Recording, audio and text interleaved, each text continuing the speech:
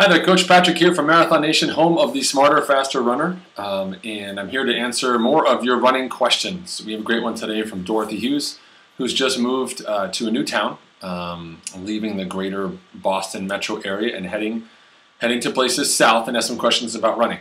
I'm about to answer that, but before I do, I want to remind you guys, you can get over 11 free awesome running resources, from training plans to books to seminars, over on the MarathonNation.us website, totally 100% free. Sign up to become a Marathon Nation Insider. You get all that great information. All right? So with that said, Dorothy's moved away, and she left Marathon Sports, which is a great small chain of stores where they do a really nice job of watching you walk, taking a look at your gait, allowing you to test out some shoes. You even get, like, I think, a 2-week trial with the shoes on, and so on. I remember when I lived up in the Metro Boston area that I also shopped frequently at Marathon Sports. It was kind of one of those stores that just made shopping at a running store a no-brainer. You wouldn't even think of going online because they did such a great job. It was just part of what you did. Whereas sometimes you say to yourself, I should probably shop here to support my local industry, even though online seems better and cheaper, etc. That wasn't the case at all with Marathon Sports. So when you move to a new community, what do? Well, it's a couple things that I would do, Dorothy, to check things out. And what I don't want you to do is to drive your car and slow down next to the first runner you see. Put your window down and be like, hey, where do you run? But I think there's a couple of neat things you can do.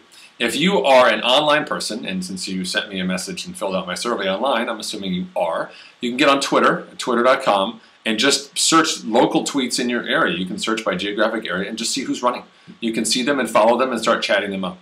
You can see people who are serious or not serious, and that's super helpful.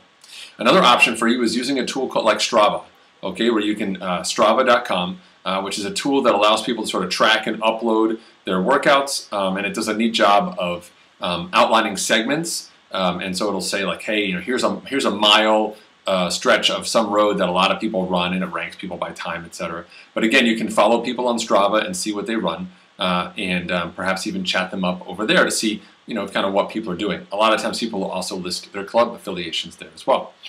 Another option, which would be interesting, is looking up the local race scene. If you know where you live, which I'm assuming you do, then you can go ahead and go to a website like coolrunning.com and search for local races in your area. You'll find the Turkey Trot or whatever it is, and go in there and look at the results and see who's running. A lot of times people will put their team affiliation down on those results, so you'll find out that there's the Garden State Globetrotters or something is there as an opportunity for you to find another running club in the area as well.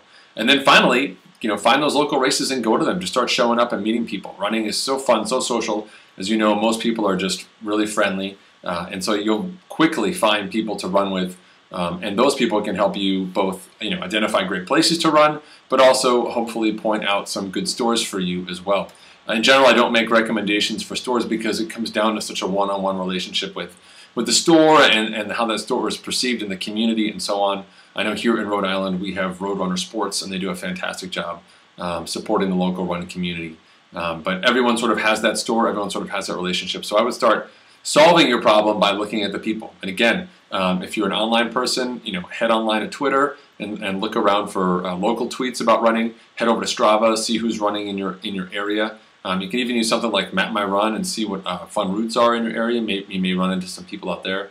And then I would look at the local race scene, whether you're looking at the results for the teams or just finding some races to go participate in for fun and eventually work backwards from there. Who knows? Maybe that running store will even have a booth at that next local race as an opportunity for you to kind of start dating a store and seeing what that looks like.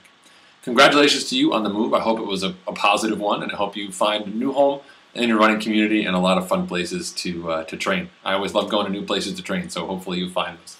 All right, this is Coach Patrick from Marathon Nation, signing off from another weekly Coach Podcast, videocast, where I answer your running questions. You can learn more on how to submit your questions and access free resources over at MarathonNation.us. Thanks so much, guys. Have a great day and enjoy your run.